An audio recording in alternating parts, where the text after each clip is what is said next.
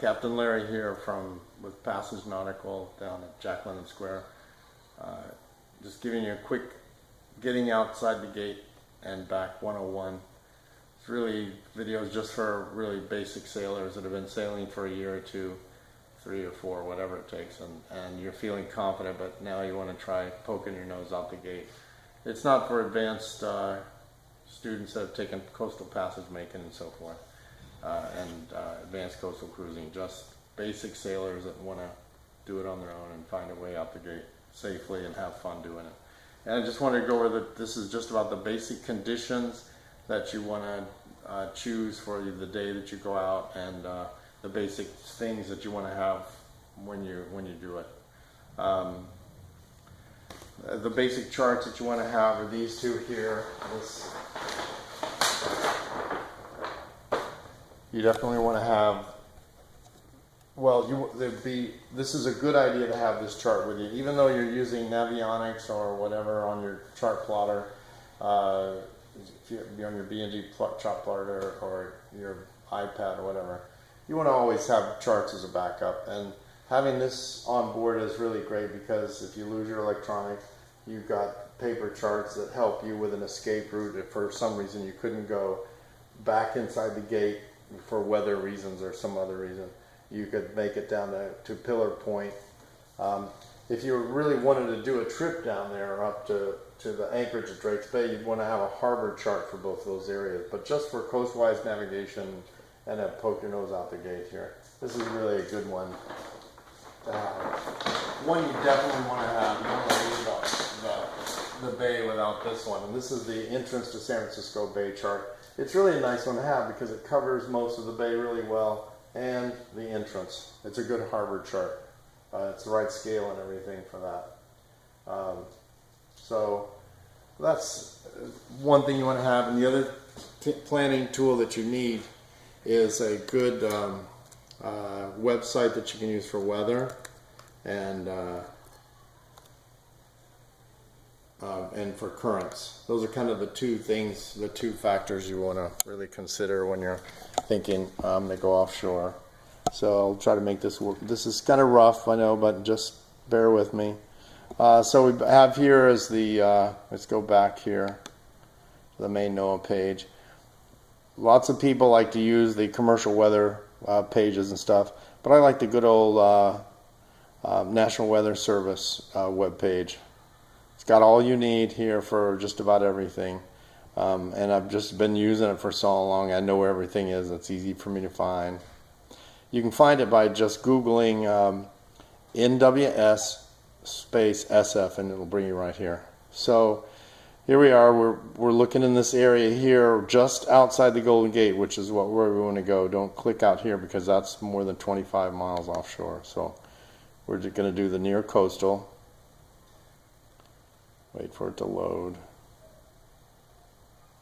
And hazardous weather conditions. That's until September 5th. So, all right, so we're going to skip over that. Yeah, and just to look at it, northwest winds 15 to 25 knots. I'm reading from today's. Wind wave 3 to 5 feet. Northwest swell 4 to 6 feet. 10 seconds, that's kind of starting to get on the short side in terms of the interval, how short the waves are. And then you have the southwest swell 3 feet at 12 seconds. Anytime you have something like that happening, when there's west-southwest swell, but mostly southerly or southwesterly, anytime you have this kind of a swell, there's something going on down south, like a hurricane or a tropical depression near Hawaii or Mexico that's sending swells up here. And that can, you have to watch that carefully when you see that going on, because you have to make sure that all the rest of the conditions are right for you to go outside. And anytime this is happening, you also be careful when you get close to shore, close to shallow places. So, okay, so that's, if we look down here though on Sunday, this looks like the best day for us to go. It says winds 5 to 15 knots, wind waves 1 to 3 feet, northwest swell 3 to 5 feet, and they still have that southwesterly swell, but they don't give the interval, which means it's probably really long. But you want to check it. and just kind of poke your nose out there, and if it's good, you keep going. If it's not, then you just turn around.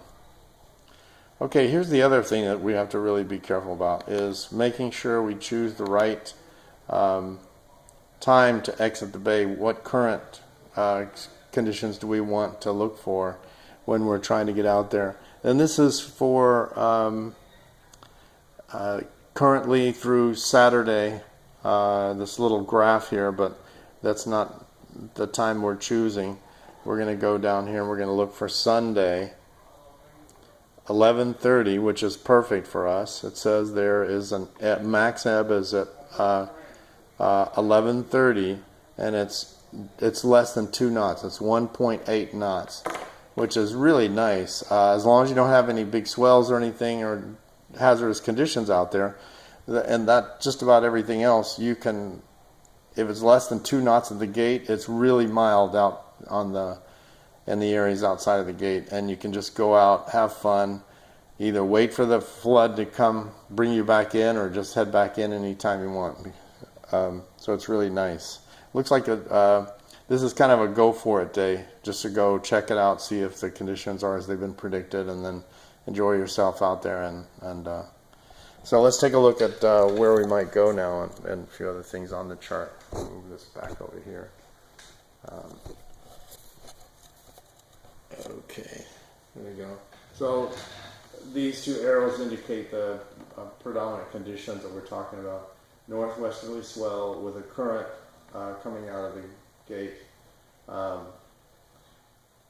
Anytime it's flooding fast, you always want to do your exit from the gate on the end of that ebb going to flood, so you can kind of try to get out to the gate on the ebb, and as it's changing you want to be in here, and then not be out here when it's ebbing, because if it is and there's conditions you need to worry about, it's going to make them hazardous, even more dangerous than they are otherwise. So the end of an ebb going to flood is the best time to exit out the gate, generally speaking, unless it's a real light ebb like we're choosing, but the day we're choosing, which is Sunday. Okay, so some really nice places, the things to do, or just first time out, you might want to stay inside the demarcation line, which means you didn't really go in the ocean at all anyway, or just between Point Bonita and Mile Rock. If you're feeling a little more adventurous, come out here into this area between the entrance buoys and the demarcation line, or Point Bonita. Stay inside the wide areas here. These blue areas indicate shallow areas where waves coming in from either the north or the south could be breaking. We generally try to stay off of the potato patch anyway. That's what the 4 fathom bank is up here, as we call it, the potato patch.